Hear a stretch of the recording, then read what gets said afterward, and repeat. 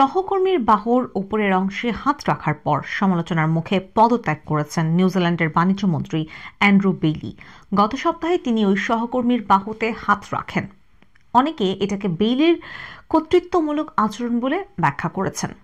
সহকর্মীর বাহুতে হাত রাখার ঘটনার জন্য গভীর দুঃখ প্রকাশ করেছেন অ্যান্ড্রু বেইলি। মন্ত্রিসভা থেকে পদত্যাগ করলেও নিউজিল্যান্ডের পার্লামেন্ট তার সদস্য পদ বহাল রয়েছে।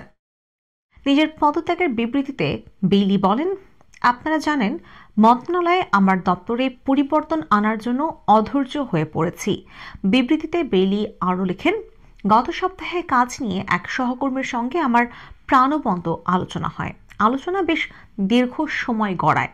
আলোচনার এক পর্যায়ে আমি তার বাহুর ওপরের অংশে হাত রেখেছিলাম, যা ঠিক হয়নি।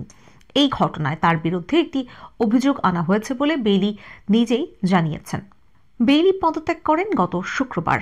পরে দেশটির প্রধানমন্ত্রী ক্রিস্টোফার লুক্সেন এক সংবাদ সম্মেলনে এই খবর জানান। সংবাদ সম্মেলনে তিনি বলেন, এক সহকর্মীর বাহুতে বেইলির হাত রাখার ঘটনা ঘটেছিল এরও 3 দিন আগে 18 ফেব্রুয়ারি। সোমবার লুক্সেন বলেন, এক সপ্তাহের মধ্যে সরকার বেশ দ্রুত এবং যথেষ্ট ভালো পদক্ষেপ নিয়েছে। তবে 63 বছর বয়সী বেইলিকে মন্ত্রিসভায় অন্য কোনো দায়িত্ব দেয়া হবে কিনা এমন এক প্রশ্নের জবাবে নিউজিল্যান্ডের প্রধানমন্ত্রী বলেন, কখনো না। এর আগে গত অক্টোবর মাসে মদ প্রস্তুতকারী এক কর্মীকে হতভাগা মন্তব্য করে সমালোচনার মুখে পড়েছিলেন বেইলি।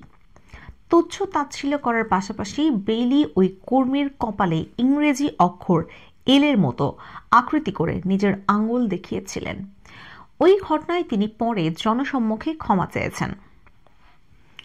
নিউজিল্যান্ডের ক্ষমতাসীন দল ন্যাশনাল পার্টির পার্লামেন্ট সদস্য হিসেবে 2014 সালে প্রথম নির্বাচিত হয়েছিলেন অ্যান্ড্রু বেইলি।